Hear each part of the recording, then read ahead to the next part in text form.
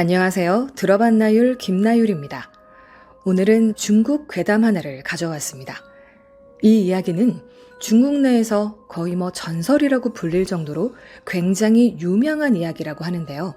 2015년 영화화가 되었을 정도로 굉장히 무섭고 으스스한 이야기입니다. 그 이야기 오늘 여러분께 들려드리겠습니다.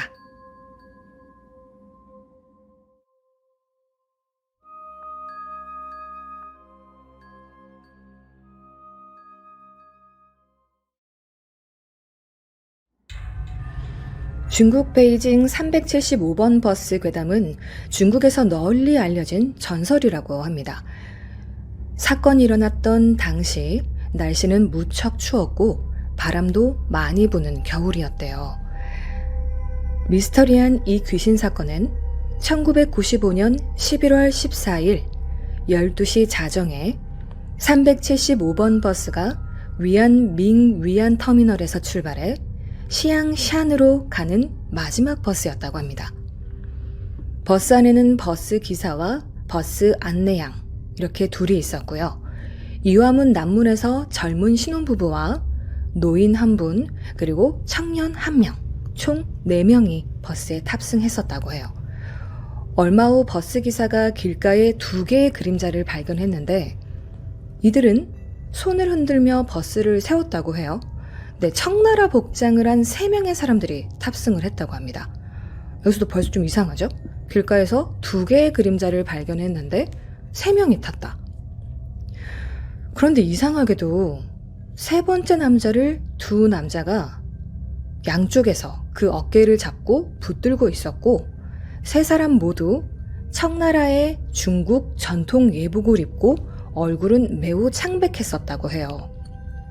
그리고 그 3사람은 빈자리가 굉장히 많았는데도 자리에 앉지 않았다고 합니다.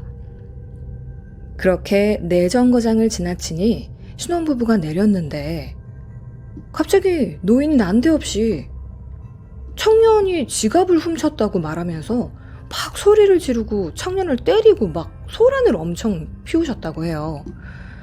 잠시 후에 노인은 청년의 옷깃을 잡으면서 버스기사에게 가서 다음 정거장에서 내려달라고, 경찰서에 가야겠다고 그렇게 말했다고 해요.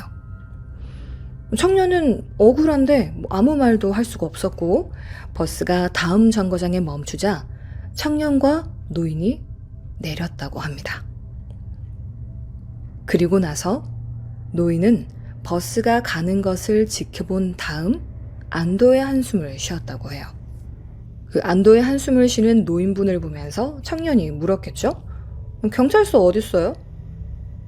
근데 그 노인이 말씀하시기를 경찰서는 없다. 내가 당신의 목숨을 구한 거다. 이렇게 이상한 말을 하는 겁니다. 청년은 어리둥절해서 아니 무슨 제 생명을 구해요. 막 이렇게 따졌겠죠. 그러니까 이 노인이 말씀하시기를 그 3사람 귀신이라고. 그들이 버스에 탔을 때 계속 보고 있었는데 한기가 느껴졌고 게다가 그 3명 모두 다리가 없었다고. 이렇게 말씀을 하시는 거예요. 청년은 믿을 수가 없었지만 이미 버스는 갔고 확인해 볼 방법이 없잖아요. 노인의 말을 믿을 수밖에 없었죠. 당시 노인은 뒤늦게 탑승한 3명의 사람들이 다리 없는 귀신임을 알아챘다고 해요. 하지만 같이 버스에 타고 있었던 청년과 신혼부부는 알아채지 못했죠. 아마 청나라 배경의 영화를 찍다가 밤늦게 촬영을 끝내고 집에 돌아가는 배우가 아닐까? 이렇게 착각을 할 수도 있었겠다 싶어요. 네. 그런데 다행히도 신혼부부는 먼저 내려서 화를 면할 수 있었죠. 그 후 집으로 돌아온 노인과 청년은 이 사실을 공안국에 신고를 했다고 합니다. 하지만 그런 말을 누가 그렇게 쉽사리 믿어주겠어요. 공안국에 신고를 했으나 헛소리하지 말라면서 아무도 믿지 않았다고 해요. 정신병자로 취급을 받게 됐었다고 해요. 그런데 다음 날 베이징 공교에서 샹산행 375번 막차 버스에 기사와 안내양이 실종되었다는 신고를 받은 공안부가 도시 전체를 수색했지만 흔적조차 찾을 수가 없었다고 합니다. 최초 신고자였던 노인과 청년을 인터뷰했고 베이징 뉴스와 베이징 신문으로 이 사건들이 보도가 되었다고 합니다. 그리고 그날로부터 3일 뒤 사라졌던 버스는 종점역인 향산에서 100km 떨어진 미원 저수지 물속에서 3구의 시체와 함께 발견됐다고 해요. 무려 100km나 떨어진 저수지에서. 근데 뭔가 이상하죠? 분명히 3명은 귀신이었다고 했고 버스 기사와 버스 안내양만 남아 있었어야 하는데, 그러니까 발견된 시체가 2구여야 하는데 3구의 시체가 발견이 된 거죠. 발견된 시체 3구 중에 버스기사와 안내양을 제외한 그 한 구의 시체는 신원불명의 남자인데 아마도 노인과 청년이 내리고 그 다음에 이동하는 버스를 탄 게 아닐까 이렇게 추측을 하고 있다고 해요. 자, 그런데 이 사건을 둘러싼 다른 수수께끼가 있다고 합니다. 4가지가 있는데요. 제가 한번 말씀드려 볼게요. 첫 번째, 버스는 100km나 떨어진 미원 저수지로 갈 만큼의 연료가 부족했다고 해요.